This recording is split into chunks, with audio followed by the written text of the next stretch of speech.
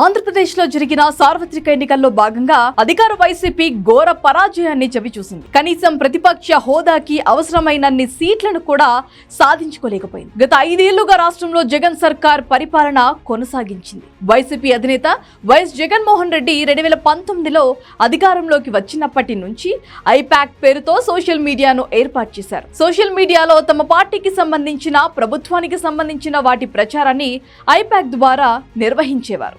అయితే ఐపాక్ పేరుతో సోషల్ మీడియాను నిర్వహించిన జగన్ సర్కార్ వాటి నిర్వహణకి ప్రభుత్వం నుంచే నిధులను సమకూర్చారు.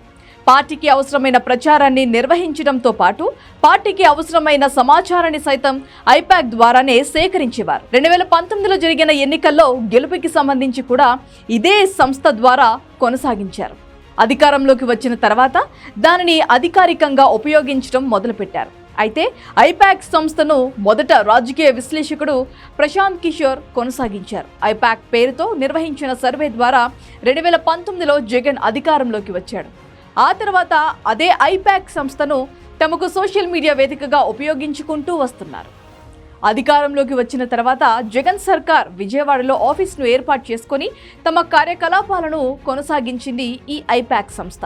అయితే ఇప్పుడు వైసీపీ అధికారాన్ని కోల్పోవడంతో ఐపాక్ సంస్థ తమ విచారణను ఎత్తివేయడానికి సిద్ధపడిందంట. రాష్ట్రంలో జరిగిన ఎన్నికల్లో టీడీపీ, జనసేన, బీజేపీ కూటమి అధికారంలోకి రానున్న నేపథ్యంలో టీడీపీ అధినేత నారా చంద్రబాబు నాయుడు ముఖ్యమంత్రిగా ప్రమాణ స్వీకారం చేసే కంటే ముందుగానే తమ విచారణ ఎత్తివేయాలని ఐపాక్ సంస్థ భావిస్తోంది. చంద్రబాబు సర్కార్ వచ్చిన తర్వాత తమకు వచ్చే ఇబ్బందులను ముందుగానే ఊహించుకున్న ఐపాక్ సంస్థ తమ ఆఫీసును ఎత్తివేయడానికి సిద్ధమైంది.